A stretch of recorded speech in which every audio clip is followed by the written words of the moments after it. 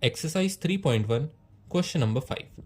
Half the perimeter of a rectangular garden whose length is 4 meter more than its width is 36 meter. Then find the dimensions of the garden. तो हमारे पास garden का half perimeter दिया है. अब perimeter क्या होता है? अगर ये हमारे पास रेक्टेंगुलर गार्डन है, इसके एक पॉइंट से हम गार्डन की बाउंड्रीज को ट्रेस करना शुरू करें और उन बाउंड्रीज पर चलते चलते हम वापस उसी पॉइंट पर आ जाएं, तो जो हम डिस्टेंस कवर करेंगे वो होता है पेरीमीटर. मतलब perimeter is the sum of lengths of boundaries. तो अगर मैं पेरीमीटर का जनरल फॉर्मूला लिखूं तो वो क्या होगा? Length plus width again plus length and plus width. क्योंकि रेक्टेंगुलर गार्डन में पैरेलल साइड्स की लेंथ इक्वल होगी, तो ये दोनों पैरेलल साइड्स की लेंथ होगी विड्थ. मतलब छोटी साइड को हम विड्थ कहते हैं, तो वो दोनों लेंथ्स बराबर होंगी, और बड़ी साइड को हम बाय डिफॉल्ट लेंथ कहते हैं, तो ये एल और एल बराबर होगा. तो पेरीमीटर का फॉर्मूला होता है 2 टाइम्स एल प्लस डब्ल्यू. क्योंकि ये 2L हो जाएगा और ये 2W, तो 2 कॉमन लेके 2 times L plus W, 2 times length plus width. ये होता है पेरीमीटर ऑफ रेक्टेंगल. अब हमें उसका आधा दिया है 36 मीटर. और हमने ये स्टेटमेंट डायरेक्टली क्यों नहीं पढ़ी पूरी? क्योंकि ये जो अंदर की स्टेटमेंट है ये एक सब पार्ट है हमारी मेन स्टेटमेंट का, और ये अंदर की स्टेटमेंट रेक्टेंगल की और एक प्रॉपर्टी बता रही है कि उसकी लेंथ 4 मीटर ज़्यादा है उसकी विड्थ से. इसका मतलब अगर उसकी विड्थ W है तो W में अगर हम 4 प्लस करें तो वो उसकी लेंथ है. तो ये हमारे पास एक इक्वेशन आई इस अंदर की स्टेटमेंट से, और इस बाहर की स्टेटमेंट से हमारे पास ये इक्वेशन आई क्योंकि हमें पेरीमीटर पता था. और इस इक्वेशन को हम मॉडिफाई करेंगे बाहर की स्टेटमेंट के हिसाब से कि पेरीमीटर का आधा, हाफ द पेरीमीटर, मतलब P/2. इसका मतलब ये पूरा टर्म 2 से डिवाइड होगा तो 2 और 2 कैंसिल हो जाएंगे, तो बचेगा सिर्फ L प्लस डब्ल्यू. ये हमें दिया है 36, तो इसकी वैल्यू है 36 मीटर्स. अब ये आई हमारे पास दूसरी इक्वेशन. पहली इक्वेशन थी L is equals to W plus 4, और दूसरी इक्वेशन है L plus W is equals to 36. अब मैं इन दोनों इक्वेशंस को एक साथ लिखता हूँ. L plus W is equals to 36 and L, अब अगर मैं W इस तरफ ले आऊँ तो ये माइनस डब्ल्यू हो जाएगा, इज इक्वल्स टू 4.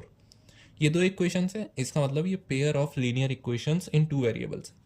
पेयर यानी 2, लीनियर इक्वेशंस यानी दोनों जो वेरिएबल्स हैं उनकी पावर 1, और 2 वेरिएबल्स मतलब यहाँ सिर्फ 2 वेरिएबल्स हैं.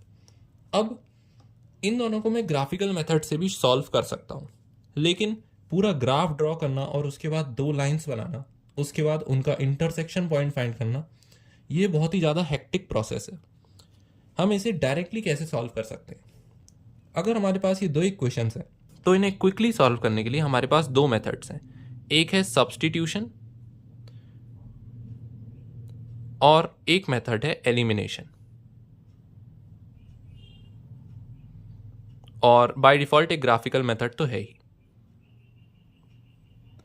तो ग्राफिकल मेथड से हम बहुत से क्वेश्चंस में सॉल्व कर चुके हैं. सब्स्टिट्यूशन और एलिमिनेशन मेथड हमारे लिए बचे हैं.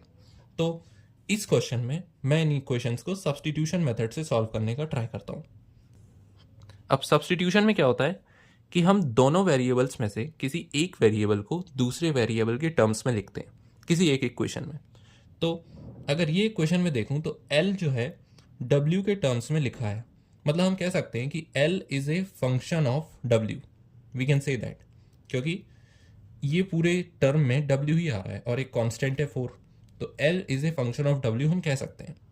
इसका मतलब अगर L W के टर्म में लिखा है तो मैं यही L की वैल्यू इस इक्वेशन में पुट कर सकता हूँ. इसका मतलब ये जो इक्वेशन थी हमारे पास L plus W is equals to 36, इसमें अगर मैं L की ये वाली वैल्यू पुट करूँ तो L की वैल्यू क्या है? W plus 4. तो मैं L को लिख सकता हूँ W प्लस 4, और plus W would be equal to 36. अब इससे फ़ायदा क्या हुआ कि हमें एक इक्वेशन मिल गई और उसमें एक ही वेरिएबल है.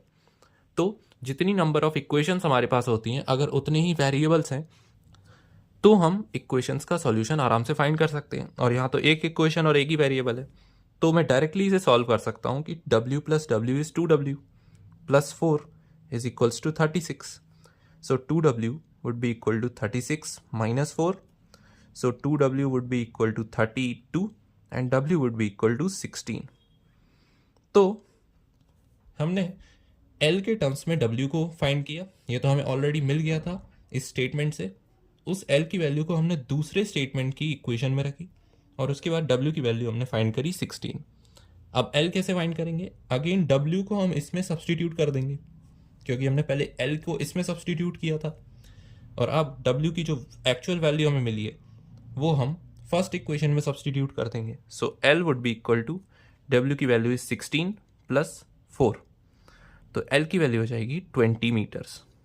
इसका मतलब हमारे गार्डन की डायमेंशंस क्या आई? Length comma width would be equal to 20, 16 metres. तो हमारे क्वेश्चन का आंसर हमें मिल चुका है विच इज़ 20, 16।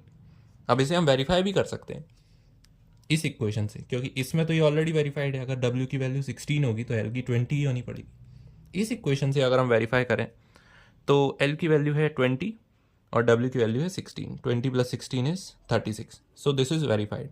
इसका मतलब हमारा आंसर करेक्ट है। तो इसमें हमने क्या किया कि L की वैल्यू को इसमें रखा, यानी L की वैल्यू को इसमें सब्सटीट्यूट किया, इसलिए सब्सटीट्यूशन।